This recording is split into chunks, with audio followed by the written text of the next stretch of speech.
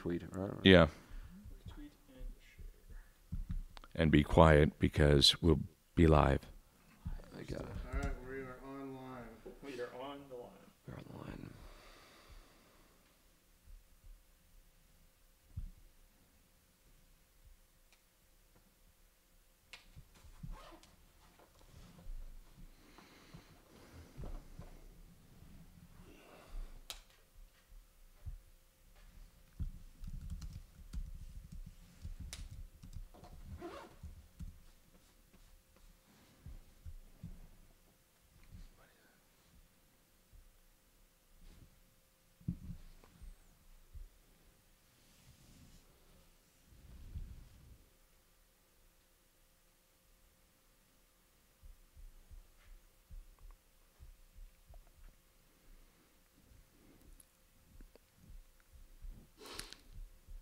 Hot Stove Show will be with you in a moment.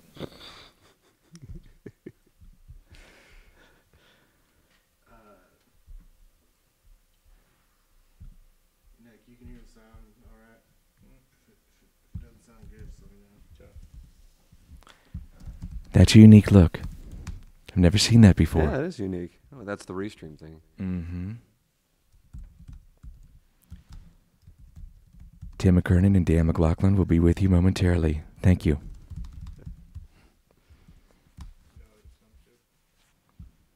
Thank you, Nick. Hey, Nick, we check our YouTube? Yeah.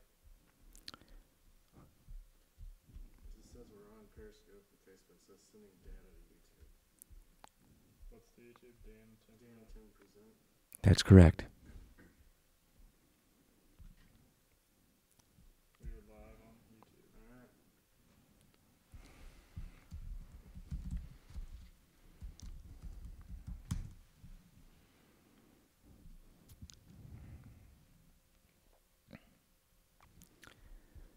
We'll have all kinds of information on Major League Baseball.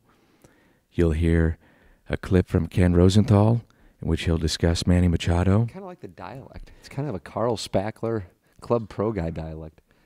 You'll hear information concerning the winter warm-up in Cardinals Caravan. Many fans across the Midwest and certainly the country are excited about that. Dan is getting his makeup on.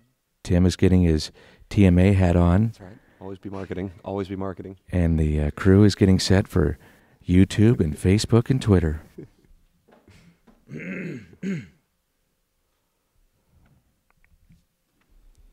This will be an exceptional program like usual. Design Air, heating and cooling, Mattress Direct. The great folks at Triad Bank are all... Jimmy Regna. Jim Regna is getting ready to sit down and watch the presentation. That's right. And we'll be with you shortly. Thank you. Man, I like that. You could do some voiceover work. I'm not sure who you're referring to. There's off of it right now. Yeah.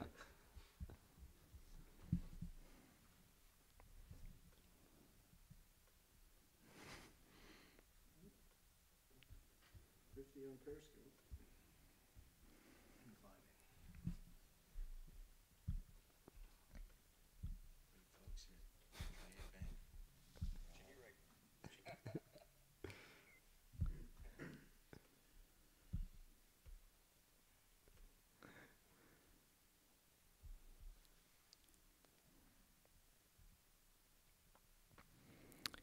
Many of our friends from the Fan Pen and Twitter and Periscope will be coming on shortly, and we certainly invite all of you. And Dan is making his way over once he had all the makeup put on.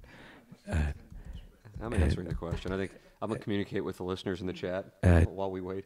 Tim is answering questions on his keyboard. Dan is settling into the microphone, and we'll be with you shortly. Thank you.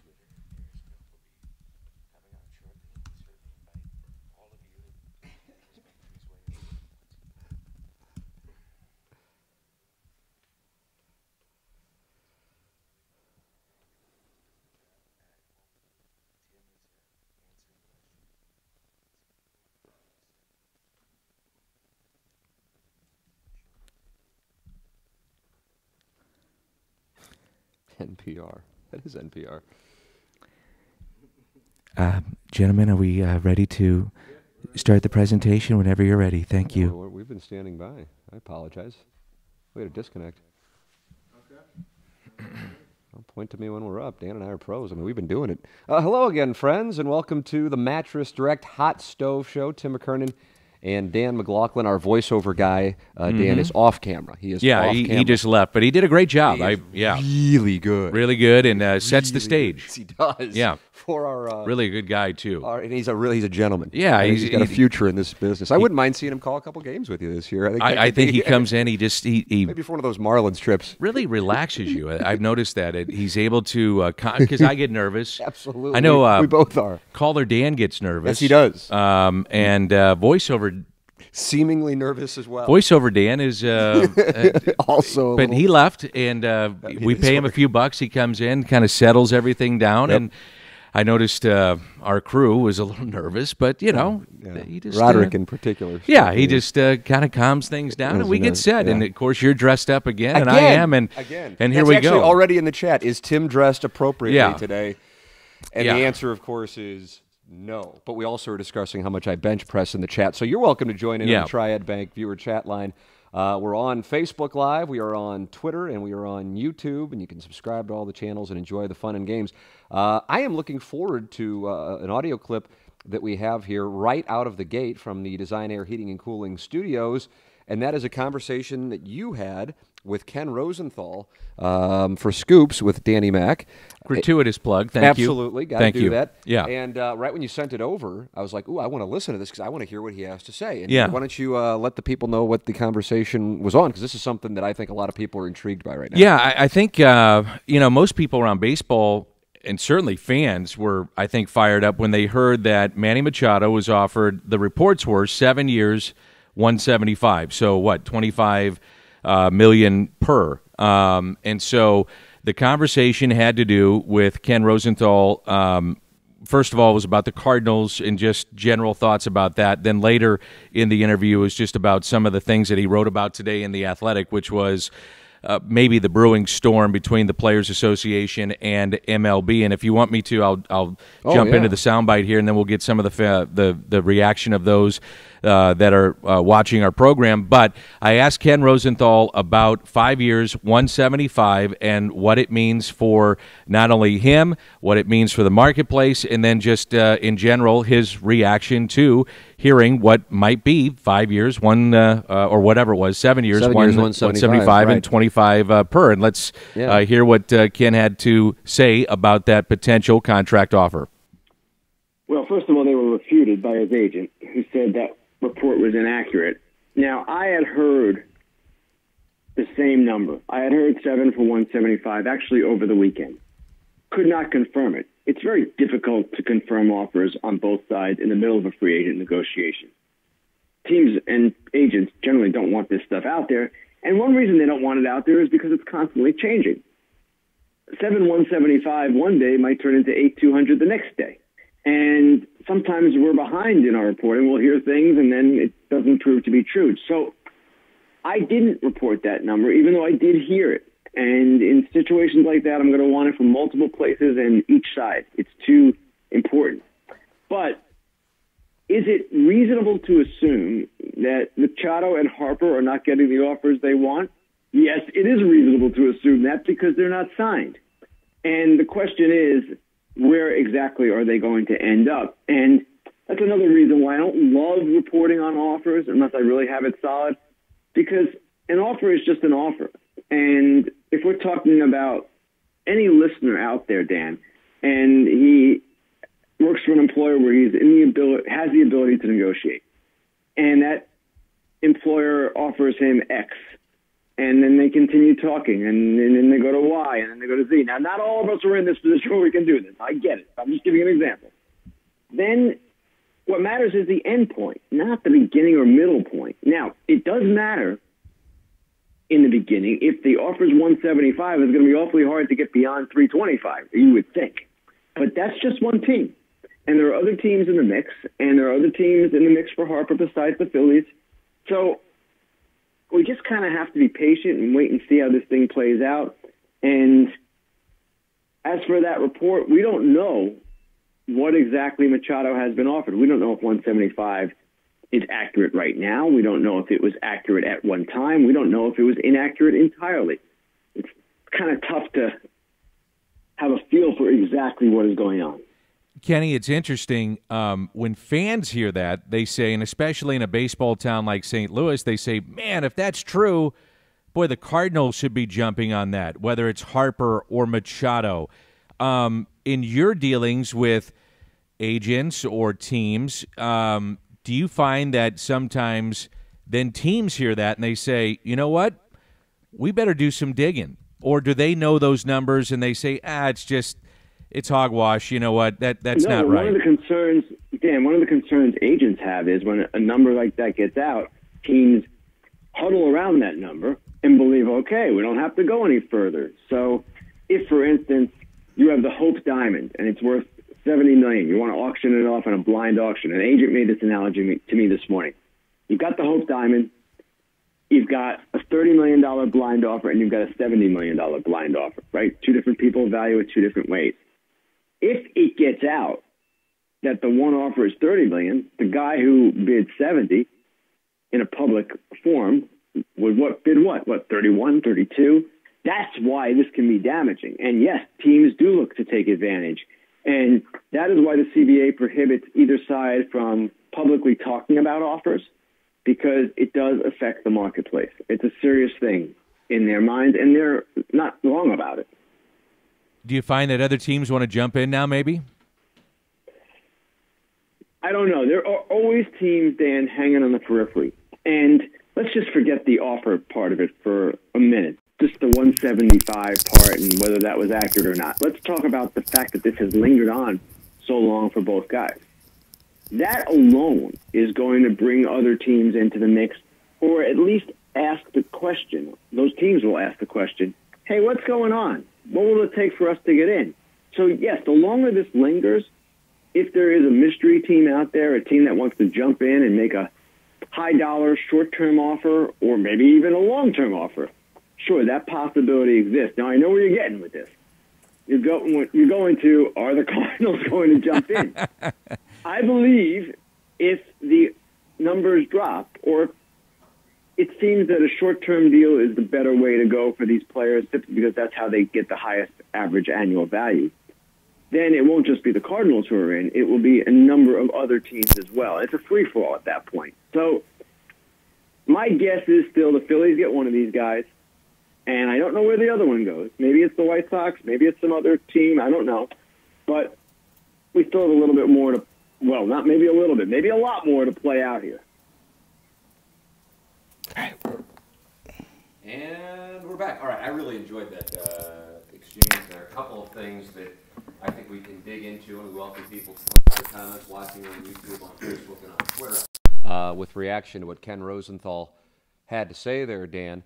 One thing that I am intrigued by is the discussion of offers and the way this has been reported, and Dan Lozano, Manny Machado's agent, being critical. Specifically, he named Buster Olney and Bob Nightingale, but I know for the people watching this, the interest is the Cardinals, and that's the way that you and Ken finished off the conversation. Yeah. Should the market fall back, would the Cardinals get involved? I don't think they would. And the reason I would say that, and Manny Machado is a great player, but where would he play? And people would say, who cares?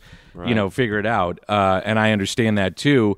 My position would be is that you'd have to shift clearly. You're talking about then DeYoung going to third, then Carpenter goes to right field. Dexter Fowler, where does he go? You owe him a lot of money. You're still having to pay Manny Machado a ton of money. Then he'd have to eat the salary of Dexter Fowler. I don't see the Cardinals doing that. Now, I never say never. I mean, things can always change, Tim. And as Ken pointed out, you're not talking about a contract with length. You're talking about a situation in which the average annual value would go up. So a shorter length, and then obviously the dollars would go up. I've always been under the understanding, at least in my mind, if they were going to go after either one of those guys, Harper would be the guy. And we're still unsure as to when that might happen. But really interesting stuff in my mind with Rosenthal talking about, not only the Cardinals, but also the rest of Major League Baseball, the fact that those numbers leaked, they shouldn't be leaking, and we just don't know. Yeah. And here we are, February 10th is the first day, basically, when pitchers and catchers report, and they're on the field by the 11th. That's not far away. Right. And most of those players, pitchers and catchers, that's when they have to be there. Most players, not all. I mean, there's maybe one or two that don't show up on that date, and I mean position players. Most of them are in camp by that time. It's not a comfortable feeling, I'm sure, if you're Manny Machado or Bryce Harper, not to be in camp with somebody and not to have a contract by this time. It's uncomfortable. You got to know your teammates. You want to know the team that you're with. You want to get your family settled in that spot. Now, I mean, I say it's uncomfortable. Yeah, they're going to make a ton of money. I mean, we're talking about a guy that's just been offered reportedly $25 million a year. I mean, you'll be comfortable, believe me. But still, you want to get this settled. That team that he's going to go to wants to get it settled. But at this point in time in the season, in the off season, guys like to have this settled. And by the way, there's 200 other guys that don't have teams right now. So it's really an interesting time right now in baseball. So with Harper specifically, he wasn't mentioned in this report by Buster Olney with the 7 years, $175 million, but he also is still blowing in the wind. Bryce Harper and the Cardinals is something that a lot of people were talking about. We were talking about it with John Mozeliak back in November. Is that just something that absolutely just, I don't think so. I mean, again, I'll go back to if the dollars and if the years came way down. And what do you think their comfort zone on years would actually be? Probably 5 or 6. Yeah, but I mean, if we're talking Armageddon in 3 years, which I don't buy into yet. I know Ben Fredrickson wrote a really interesting article last weekend, and I think Ben does just an incredible job. Oh, he's outstanding. And I'm not buying into that yet, that we're going to have labor strife in 3 years. I think there's a lot of things that need to be dealt with between the Players Association and Major League Baseball. I'm not buying into the fact that we're going to see a work stoppage yet. I think there's just too much money in the game at this point, and many of the players that we're talking about now have never dealt with a work stoppage. So I'm not buying into that yet. I think there's a lot of things that can happen between now and then. But if we were talking about the fact that, hey, it was clear-cut and we're going to have a work stoppage, and that Harper and these guys are saying, you know what, I'm going to get the most I can in 3 years because we know we're not going to play, then I think then the Cardinals or somebody would go after it and say, well, let's just blow it out and give these guys what they want in 3 years. I don't see that happening. Your questions, your thoughts on the topic are welcome. We have the viewer chat line open. It's sponsored by Triad Bank, and you can watch on YouTube, on Facebook Live, and on Periscope. Sorry, I gotta use my glasses via here Twitter. to see I like the readers, though. I think it's a sharp, sophisticated I can't look, see, man. and I like it. Especially I just can't see lined right up now. to me, and it looks like I'm going to go rob a bank here when we're done with the broadcast. So it helps. And who knows? Maybe that could be up my sleeve. Hey, I like NPR Dan. I like as we're NPR talking about Dan. robbing banks, we're talking about our sponsor, Triad. We don't want to rob them. We're not going to rob them. No, let's just not throw that out there. Just not going to do that. Triad Bank is online at triadbanking.com. Triadbanking.com. Jim Rigna, we made reference to him, or our voiceover Dan made reference to him. But he's out the door. But he's already left. Yes, he has. So Triad Banking is sponsor of our viewer chat line. Commercial bank run by St. Louisans who have been doing it for a very long time and doing it well because the reputation is impeccable. They're online at triadbanking.com. When Dan and I started our venture, we made sure that we set up our business at Triad Bank. We recommend that you do as well. The clients love the various events throughout the year where they can meet and network with other local business owners. If you have a St. Louis-based business, we recommend you do business with Triad Bank. That's online at triadbanking.com. All business bankers who are lifelong St. Louisans who are focused on their St. Louis-based clients. They're just not your typical banker, and they're not your typical bank. It's Triad Bank online at triadbanking.com. Now, the other part of the first part of your exchange with Ken Rosenthal, and again, you can hear the entire conversation on Scoops with Danny Mac, focused on the criticism from Machado's agent, Dan Lozano, who many Cardinal fans may remember as Albert Pujols' agent. Right. and the way with which that was reported, that Machado received a 7-year, $175 million offer from the White Sox, and Lozano was adamant that that was false. Right. And I thought Ken's conversation with you, Dan, was eye-opening in that he tries to avoid talking about Yeah, offers. that was interesting, wasn't it? And I understand if I'm Dan Lozano and I'm Manny's agent, or Scott Boras with Bryce Harper and numbers come out, I get it. I mean, that's your leverage, right? And if that comes out, I can totally understand why he'd be upset. And that is part of the rules that, you don't want that out there, because all of a sudden other teams can jump in. So, which is good. But the point that he was trying to make was if that's the numbers out there, that's frustrating for his agent or for his client, I would guess. So that's not supposed to be out there. And look, if it's 175, the one thing I think if you're Dan Lozano, you say, well, if it's 175 and it's out there, that means the pool of other teams probably jump in, which is what Ken Rosenthal was saying as well. The other part of that, though, is, man, his client was looking at $300 million. Yeah. That was kind of like the benchmark, right? Everybody's saying, well, he's going to get $300 million in 10 years, and that's where the starting points are for these contracts. At least that's what I was hearing, and I think you were reading about it as well, and that's what everybody was talking about. But that's not it. And I think what we're seeing right now, at least what I'm taking away from what I'm seeing, is that it's really interesting is how far teams are below the tax threshold that has been set by the Players Association and agreed to by the Players Association with Major League Baseball. And I mentioned this in the interview with Ken Rosenthal, and I don't have the numbers right in front of me, but I did a lot of numbers coming into my conversation with Ken and with you, and I can look them up maybe as we go along. But there are a lot of teams, Tim, that are well below the tax threshold, and they're teams that not only that were above it last year, like the the Red Sox that won the World Series, they were above it, and now we're trying to get below it. And what it tells me is that, either you got to start bringing that up the floor, and then maybe bringing it down or advancing it on the other end. And there's a lot of things that you have in between. So what you're looking at is that second tier player that, Machado and Harper probably are going to get their money. And then you're looking at all these different guys. Like, look at those 200 free agents that aren't getting their money. Yeah. That's surprising to me.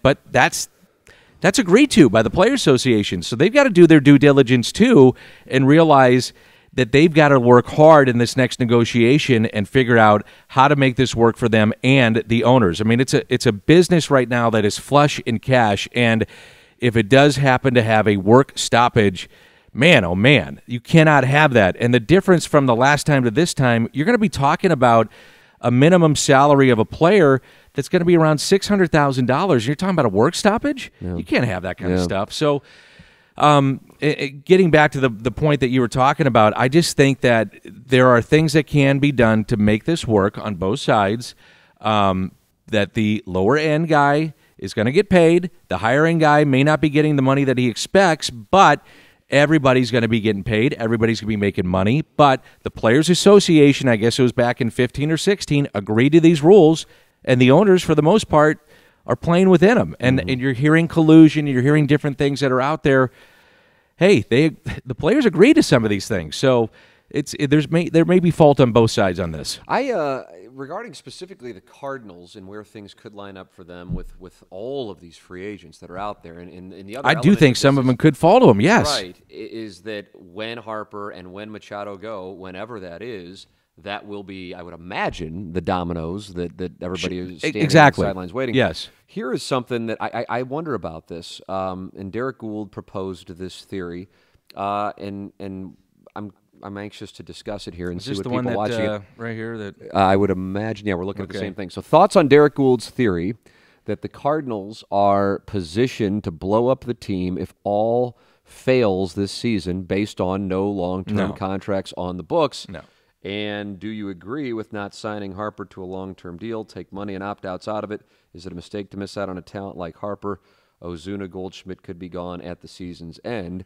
Your thoughts on that? I welcome people to comment on it as well. We're going to discuss it right here. So right away, before I even got to the second part of it, Dan, you were saying no.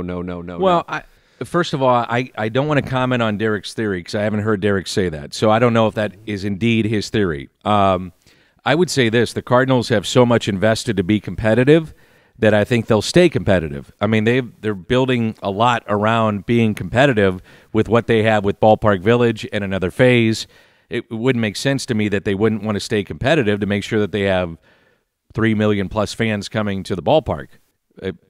Am I wrong with that? Or I'd have to understand what Derek's theory is before I could comment on what he's saying. You'd have to inform me more about that. So inform me. Oh, well, no, this was posted in the chat. It was not my theory.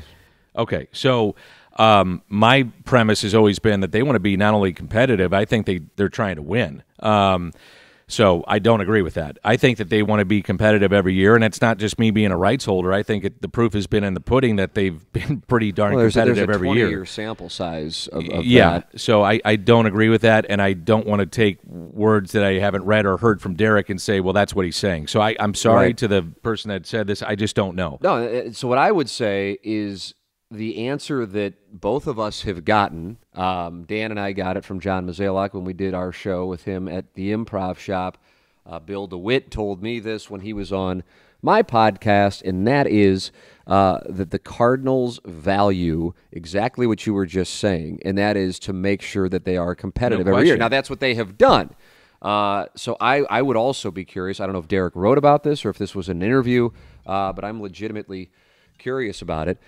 So along those lines specifically, that's the reason that they have given for being hesitant to commit to any form of a monster long-term contract, that they are now hedging by essentially putting in a healthy percentage, debating, what percentage it would be, about 20 to 30% of your payroll possibly on one player, that is then really leveraging your chances of being competitive should that player not be healthy. Now, I really would like to see them be active on Bryce Harper, and I realize there are a number of people who already, and it's fine, I'm not chastising fans who are doing this, but who already are saying, the Cardinals went cheap this year again, and again, it's just something philosophically I personally disagree with, but I know it's out there, so I think it would be disingenuous to not have that conversation as part of the way part of the fan base is thinking.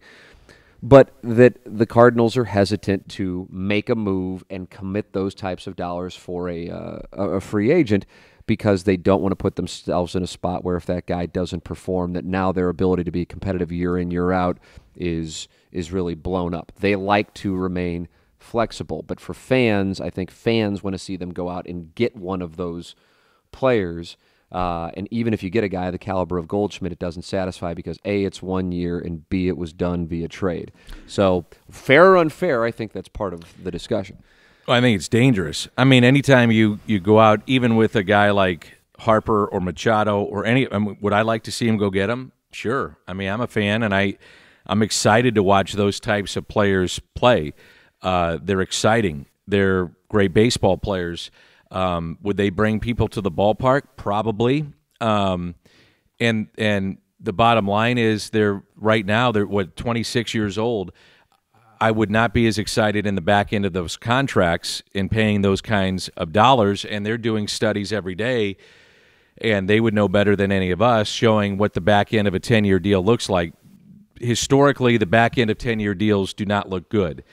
So that's why you've got to be careful with those deals. I go back also to when we were visiting with John Mozeliak at the Improv Shop, and I thought your question was a great one, which was, are you concerned about a face of the franchise? And I'm paraphrasing, and John made a great point. He said, he corrected himself, you may recall, when he said, he said, I'm paraphrasing again, I want to be very careful how I say it. He said, I misspoke to the writers and to the assembled media in our year-end presser when he said, well, we don't really have one, but he said, I want to really clarify that and say we do have that guy in Yadier Molina, and we've got him for at least 2 more years, and I've always been under the contention when Yadi retires, seeing is believing. After the 2 years, I've always said, when he retires, and that's when we'll see it. Right. Whether it's to 2 years or 3 or 4 or 5, whatever. But then the next guy, who is that? And is it Nolan Gorman? Is it whoever? I don't know. Who is that guy? I don't know. Could it be a Bryce Harper or Machado if they ever came here? Maybe. But then is it a guy in the system? I don't know. But to your point, you want to have a guy, especially in this town, in a baseball town, I think that you could really, sink your teeth into. And as a fan, say, even if the team has a down year or a mediocre year, or even if it's a great year, you still have a reason to go to the ballpark. And winning is always going to cure all. Always. I mean, giveaways are great and all those things, and it's fun. But winning is what's going to bring fans to the ballpark. But having one guy that you can go watch and say, I watched that guy play, is still a pretty cool fallback. And to me, in my time doing the games, it's been, for me as a kid, it was Ozzie, and we've had a few before then too that were fun to watch. Certainly Lou Brock as a kid, and then it was, some of it was Hernandez and Ozzie and the others. But for others now, it's been Pujols, Molina, and others that we've had, Tim, and now who's that next guy to carry the torch? We've had that here in St. Louis, and I do think that's a legitimate question. And it's something that you do, I think, as an organization, have to think about. The Yankees made a move here this afternoon, signing a former Cardinal, Adam Ottavino. That bullpen now. Bullpen. How about that bullpen? Let's see if we can do this off the top of my head. There's a gentleman asked the question about it, actually, so I can just rattle it off. Chapman, Britton, who else in there? Betances. Betances is great. And I feel like there's another one that we might not be including. But either way, we're seeing what a trend shift in the game of baseball over the last. You gotta have a dominant bullpen. I mean, and it's that now paired with that lineup, that's something else. So then the question, to localize it to the Cardinals, is do you see the Cardinals adding to the bullpen still? With yes, you do. I think it could be. Yeah, and that goes back to your point of the dominoes falling once Harper and Machado go. Yeah, the area I look at, and I could be wrong, but I think when you have 200 plus guys as free agents, really there's a lot of things that could fall. First of all, we've talked about a lot. There's 10 potential starters right now for the Cardinals going into spring training. I think Alex Reyes is a great question mark going into spring training. Where does he fit?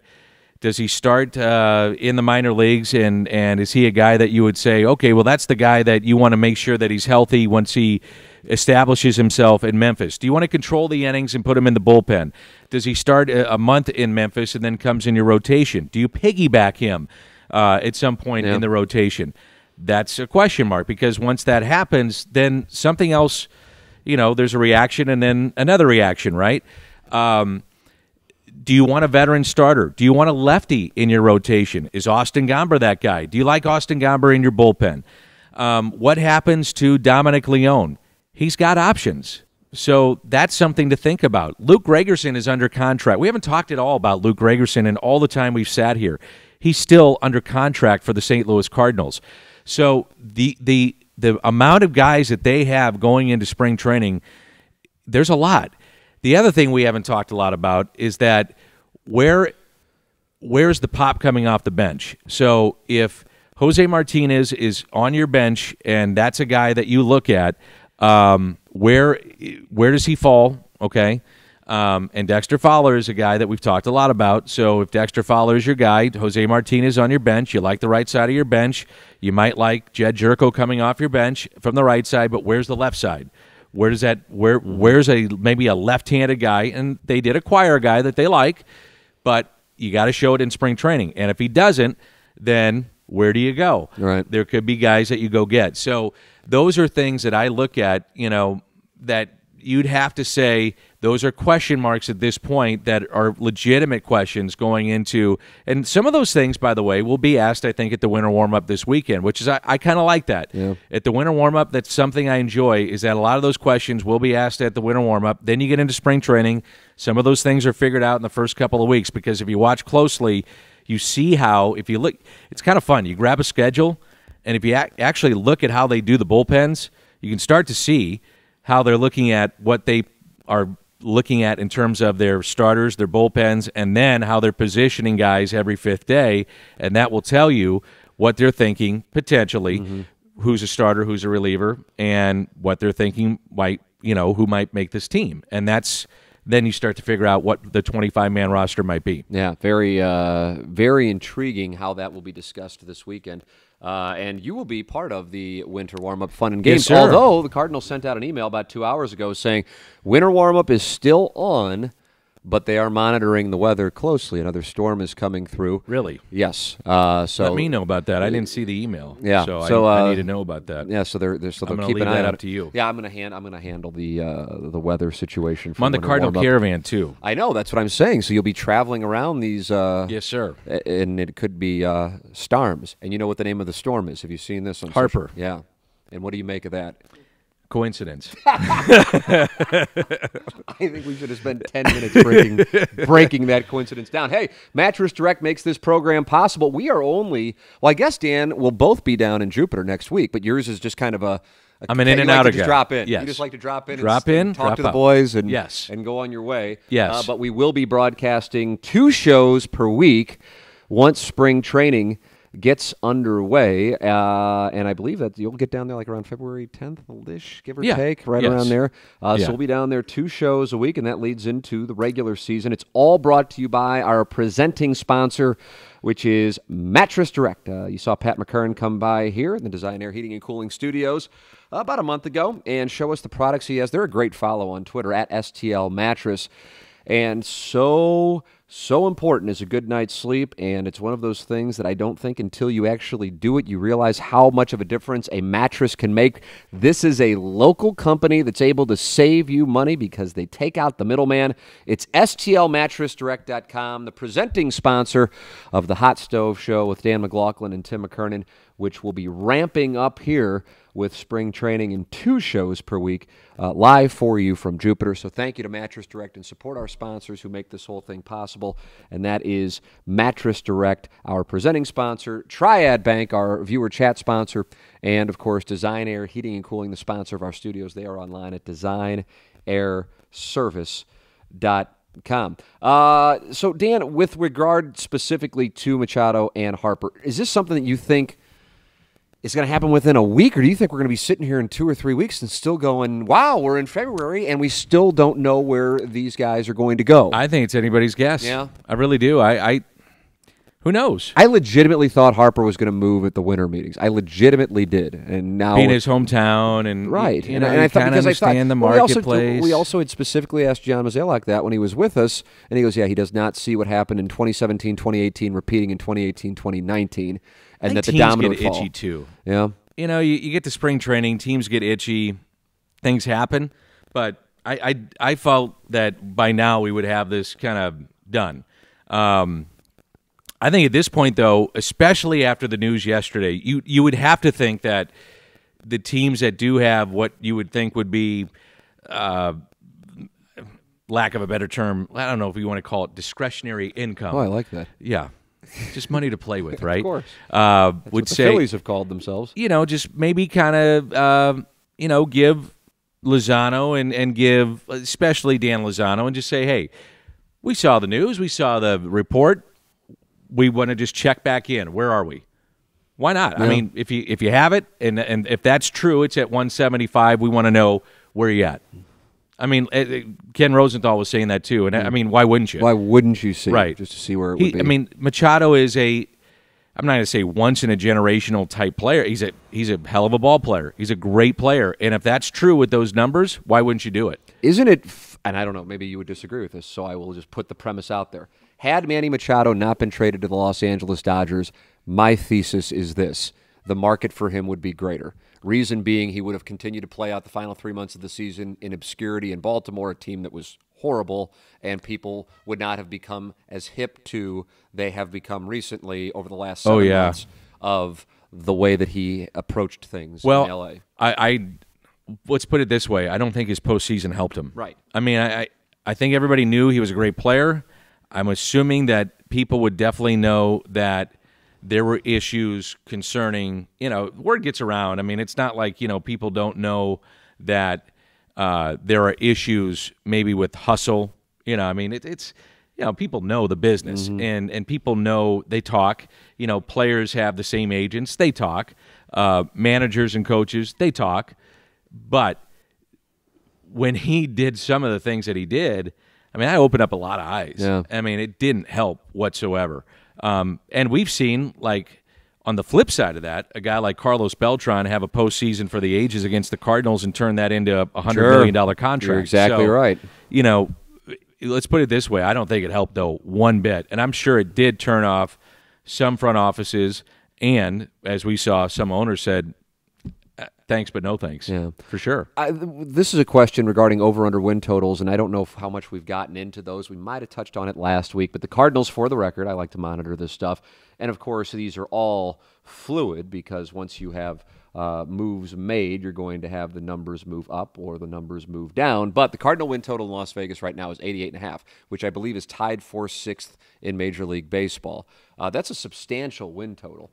And I oftentimes say that I think the overall approval rating for the Cardinals in St. Louis and amongst Cardinal fans, because I realize it's not limited to St. Louis, is actually lower than the approval rating of fans of baseball and national media. You know what I mean? Right. Like there's some angst among Cardinal fans, whereas around the country and amongst baseball writers and baseball fans are going, wow, the Cardinals got Andrew Miller, but that's added to Paul Goldschmidt. Nobody's improved their team more. And yet here it's like, oh, they're not going to spend money again, and Harper's out there, and they're not doing anything. Right. So you have that dichotomy. But the division this year with win totals, the Cubs are ahead of the Cardinals at 89.5. The Brewers are at 83.5 as we speak, and I was surprised to see that be that low. And the Reds are trending up after that trade with the Dodgers. So could the win total in the Central be impacted by the fact that you could have 4 legitimate contenders for the division? I'm still personally not sold on the Reds because they're starting pitching, but that's exactly what I was saying around this time last year regarding the Brewers. I'm like, yeah, they got a great lineup, but I just don't know who their starters are going to be, and who would have guessed that, like, Wade Miley and, who was the other Chacin, right? Yeah, Jhoulys Chacin just started dealing. Yes. I would have never foreseen that. So, with that all said, could that impact the Central's ability for a wild card spot if you have teams cannibalizing each other? In other words, what is your perspective on the Central? Well, I looked at the schedule today. The Cardinals play Milwaukee so much early in the season. It is crazy. Yeah. And they're on the road a bunch against Milwaukee. I mean, it's like the first month of the season, the Cardinals, I think, have 3 series against the Brewers, or the first, 45 days. We're in Milwaukee 3 times. Open up the season in Milwaukee, right? Open up the season in Milwaukee. Then they're there, I think, within 2 weeks. They're back at Miller Park. So it's the first 2 weeks of the season, the Cardinals will be at Milwaukee and Miller Park, and I think within the first month and a half, the Cardinals are back at Miller Park. And then it's a really unique part of that season in which it's very important to handle business against the Brewers. By the time April 18th rolls around, the 3 series against the Cardinals Brewers, will right? have played 7 games against the Brewers in Milwaukee. And by the time April 25th rolls around, they will have played 10 games total against the Brewers. Isn't that weird? Isn't that nuts? Because how many times do you play your division opponents? Is it 18, about 19? 18. Okay. Yeah. It's so already you're at April 25th, and you've already, and the game's April 24th, the final game in St. Louis, and you've already played 55% of your games against a team that you will potentially be competing against. So those are important. I mean, those are important games. Yeah. It's a 4-game series there to start off. Right. They don't build in that off day in between the opener and the I like next game. that. Well, because they got the indoor stadiums, so Exactly. they can do it. Just so do 4 it. games, away we go, man. Boom. I like mean, it. You go from playing the Marlins for the 30th time down in Jupiter to 3 days later, here we go. Yes. You're playing the Brewers 4 games. I like that. Yeah. Let's Jump let's right go. in. Let's get going. No off day. Boom. You're playing. And then you have the oddity of having 2 games against Cincinnati and Mexico. That's kind of unique in April. So you've got that. It's just it's going to be a competitive Central Division this year. I do like what Cincinnati's lineup looks like in that ballpark. No lead will be safe because their lineup is loaded. I'm with you. It was already solid. It already just was kind very- of some guys who fly under the radar a Yes. little, like Scooter Gannett's like, oh yeah, Suarez. is a Yes. big time. I saw on the MLB Network watching that show, High Stove Show earlier today, or High Heat, I guess, that they were talking about. He was ranked 10th in baseball as a hitter. Oh, It's yeah. like, I feel Guy like he's can better. rake. I feel like he's better than that, but he kind of flies under the radar. You got on the Votto, non-competitive team. Jeanette, Suarez. Right, and now you add in Schebler. I mean, they've got a good lineup. I'm with you, though. I'm not sold on their pitching. Pittsburgh is always kind of tough. You know, they'll give you a tough series I mean, there. now they're kind of being discounted, but keep in mind that on July 31st, they had gotten themselves back into it to the point that they overpaid for Chris Archer. Right. So that Same was just deal. 7 months ago. Chicago is going to be tough. And then obviously Milwaukee should be tough. So, you know, it might be the most competitive division in baseball. So, to me, it's going to be a very, very good, fun summer. Yeah. Should be fun. Yeah, I mean, you saw the American League East last year, and you had the Yankees by far and away the best team as far as the non-division winners. But you know what? You still got to play that one-game playoff, and that's what I like about what baseball does. It emphasizes the regular season and rewards division winners, whether or not people think the divisions are still relevant. It rewards division winners. All right, back into the chat. Let's see what the word is. This comes from Kyle, and I think it's pronounced Dingus. Dingus. Oh, so you know Kyle? Oh, is this from Be Nice? I didn't. No, I'm not I was going to say, Danny, you're the best. You look great. And then I was going to ask for a compliment because I'm very insecure. That's what I was going to do. Do you know Kyle? Oh, sure. You will be probably a teammate of his down at Fantasy Camp. Is that right? Have Yes. we already been paired together? Oh, I hope you are. I hope. I got to find out what's the story with this. I would like you to be. Let me think. Actually, I hope you aren't teammates. And matter of fact, I hope what happens here, and I'm going to end the show on this. Oh, wow. Yeah, I'm going to end it right here. Oh, you just threw down the readers. Now you mean this business. This is a Tell them you mean gauntlet here. Which camera do I need to look in? I'll look in Director, that camera. floor director, camera one, nurse. Joe Pfeiffer is the camp director. That's right. Kyle Dingus, he'll be down at camp. The readers. You know what? These are Walgreens readers. I don't. I'll get a new pair.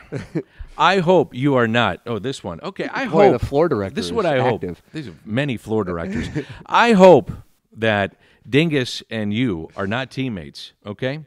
And I hope what happens that you'll be on the mound, because I've seen your fastball recently. I haven't ever pitched outside a wiffle ball. Just Play along. All right? And I hope you're on the mound. And I hope Dingus digs in. And I've seen your fastball play along. It's up to about 84. It is 84. Yeah, 84 it was and a about half. 32 the other day. Right. But it's about 84 because we've been working hard. We have been. It's been a great workout regimen Thank you've been you on for that. lately. Thank you. You look great, by the way. Thank you so much. No problem. Thank you. And I want one in his ribs. You want me to throw at Kyle I do. Dingus? Yeah, and I want him to take it right in the ribs to the point that he drops to a knee. Oh, my gosh. And I want to see a tear. You want me to make Kyle cry. The I man wanna- just said, Danny, you're the best. You look great. And your response is, Tim, throw and make the man cry. Yeah, and I want to see a tear. Just a, The lone tear. if it comes out, it's great. If as long as I get a little water. That's all you want. Just a little water, that'd be great. So I got to get on the mound and throw Yeah. at Kyle. I've been ordered to go out there. You've essentially ordered a hit. It's a hit. Yeah, It's a hit. I got to dig into this I Kyle can't do Dingus that. fella. Kyle's a great guy. I love He's a fan Kyle. of yours. I love Kyle. He's the best, too. I love I don't him. know who Kyle is, but either way, he says you look great, and I say the same thing. Yeah, Kyle looks like I just popped him up. He was on Facebook. He's Looks a wonderful yeah, guy. He looks like a gentleman. Looks like He a is a gentleman. gentleman. We have 69 mutual friends for He's that matter. We need to follow him. All right, well I guess I will now. I'm gonna. He says He's it's a sad, wonderful- really. I don't know what that whole thing. Well, meant. and we're on a text chain, and he always comes up with something. I say, sad, really. That's how I always end it. It's sad, really. Oh, Kyle, he's got a friend request from me. I'd reject that, Kyle, if you want to see the smut that he's a part of. That's but whatever. offensive. Drop That out was of this. We're the offensive. floor That was a directors. bad. Drop out of this. This is I absolutely condemn. I condemn Sorry, that Tim. statement. But of course, you are right. Hey, Seth Goldcamp is the sponsor of our studios. That's Design Air You Heating think and Seth Cooling. is upset with my Lonzo ball? No. What was it? Not Lonzo. Who's the dad? Lamar, thank you. LeVar. Oh, LeVar. Lamar. With a V. LeVar. I think he's a fan of it. I had. How about this? Actually, I'm going to personalize this. See if I get a text from Kyle here. See if he's in there. He probably is. I came down to the home office basement. I guess this was just yesterday, as a matter of fact. It's a great home office. Yeah, I'm a fan. It's Jameson's home office, and it's my home office. Great. And I'm like, oh, it's cold down here. What in the world's going on? I thought maybe my wife had altered the thermostat, and she said she hadn't even been down in the basement. And I'm like, uh-oh, something's wrong with the furnace. It's freezing outside. 11:57, I text Seth. At 12:30, somebody was here at the house. By 12:50, it was fixed. That's how good he is. Seth Goldcamp, Design Air Heating and Cooling, online at designairservice.com. They are the #1 Trane dealer in the Midwest. Check them out at designairservice.com. Seth Goldcamp and his family have been doing it for generations, and it's great to see so many people getting on board with them, because I don't know who's going to do it better in the St. Louis area. It's Seth Goldcamp and Design Air Heating and Cooling, online at designairservice.com. So the next time we are doing the Hot Stove Show, will we be able to do it from Jupiter? Yeah. I know you're going to be busy as can be next. You're flying on Wednesday, and you fly back out on Thursday, Friday. Friday. Yeah. Maybe we can do a Thursday. Sure. What about next? I think Nick is going to be videoing the fantasy camp. How about experience. your hands? How do you feel after the BP? So how about this? I was. I'm sure you knew this. No. No. I watched the video, but you had to be so impressed. I'm sure you forwarded to some scouts. I did. I knew that. I did. You would, because it's like, oh wow, Chomps is throwing 32, and he caught up with a couple of those. And you wouldn't believe the response I got. No, I did. I got a lot of response. Can't tell when you're bluffing. I'm going to call. No, and see what I'm the serious. Really, couple scouts. The Afton Athletic Association. Kudos 86 team. It was an all-star. I don't want to brag. There's a couple of men's leagues that were really interested in you. So they had to be impressed. And then Chomps, when I went in there this past week, I know, Nick, you weren't. Wait a minute, you've done a two-time heavyweight champion of the world. No kidding. That's right. And I hit well when I think he was throwing, maybe 28, 29. No kidding. And then Chomps, I didn't catch up, and he goes, yeah, I had to kind of get it up to 50. And I'm like, oh. That'll be great if I wasn't catching up with 50. Because I heard last year there was some guy out there throwing 85. Really? Yeah. And there's a couple of guys that'll get in there that are just not far removed from college. Oh, yeah. They'll let it rip. Yeah. Well, I've seen some guys in the cage. Oh, yeah. Who are just, the ball sounds different off their bat. You're fine. I saw it. Very nice video work. Nick's, Great job. Nick's the best in the business. Yeah. So we're trying to get Nick down there to video the fun. This isn't a game of trying. You will. Look at you. Yeah, you will. Look at you. Yeah, that's what it's about. I guess because the scouts are going to see how I. Yeah, I mean, why would you? So essentially, this is a recruiting video. That's what I'm trying to say. Absolutely. Hey, there's a 42-year-old guy who got cut from his high school team, and he's 5'2". We think we should bring him in. Yeah. And I think Nick's going to have to do some real good work on the video in order to appeal to those people. So I think it's in. We will be down there, and perhaps we can do the Hot Stove Show next Thursday. As Dan, yeah. I know you'll be busy as can be, though. You're doing a million things. Well, we're going to try. Flying in for a round at Seminole or something like that. No. I'm working. Yes, you are down there for a purpose. But anyway, we'll have the fantasy camp. That goes on next week for about 5 days. And then, Dan, a week later, you will be down there for the fun and games at spring training, highly anticipated spring training. We'll be doing 2 shows per week. Can't wait. Can't wait. Bart I'm Scott. Looking forward to it. Can't wait. Thank you to Mattress Direct for being our presenting sponsor, to Design Air Heating and Cooling for sponsoring our studios, and Triad Bank for sponsoring our viewer chat line. If you missed any of this, it's up on our respective podcasts, Scoops with Danny Mac and the Tim McKernan Show. Listen anytime you want. And if you missed the Ken Rosenthal interview, I was excited to listen to Ken. Did you listen to the whole thing? I listened to the 5-minute clip. I didn't know you got to listen to the whole thing. So I'm looking forward to listening to it. I love that, because that's the guy. That's a guy I'd really like to talk to since Lozano went after the baseball media. So that's up right now on Scoops with Danny Mac. As well as always, thank you to Pete, Joe.